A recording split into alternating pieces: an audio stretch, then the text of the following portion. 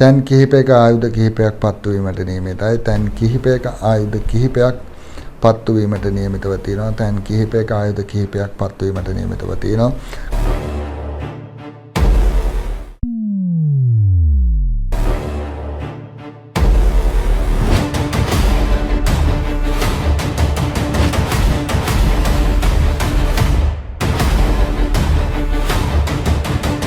නිවසේ උඩුමහලේ රූපවාහිනිය නරඹමින් සිටියේදී ඒ අසලට පැමිණි දෙදෙනෙකු විසින් උඹ චමින්දනේද යනුවෙන් විමසා ඇති බවයි අසල්වැසියෙකු පොලිසියට පවසා තිබෙන්නේ. සිද්ධිය වන අවස්ථාවේ අදාළ පුද්ගලයා පමණක් නිවසේ සිට ඇති අතර පිස්තෝල වර්ගයේ ගිනි අවියකට සමාන අවියකින් වෙඩි තැබීමට තැත් කර ඇති අතර එම අවස්ථාවේ අවිය ක්‍රියාත්මක වී නැහැ.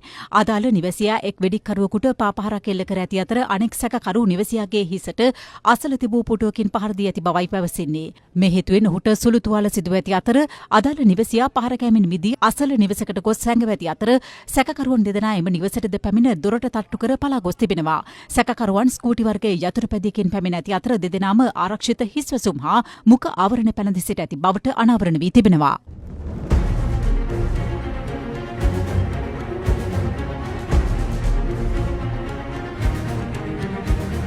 මෙම වෙඩි ප්‍රහාරයත් සමග වසරේ මේ දක්වා වෙඩි දැමීමේ සිදුවීම් 20ක් වාර්තා වී තිබෙනවා.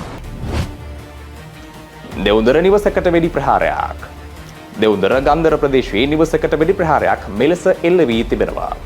ඒ අනුව පොලිසිය පවසන්නේ අදාළුවම මෝටර රථයකින් පැමිණි පිරිසක් මෙලෙස වෙඩි ප්‍රහාරය සිදු කර පලා ගොස් ඇති බවයි. කේන්දරේ බැලුවාද? අපලද? ඒ රාෂ්ටකද? ගෙදර වාස්තු දෝෂද? සුබ වැඩවලට සුදුසු කාලය නොවේද?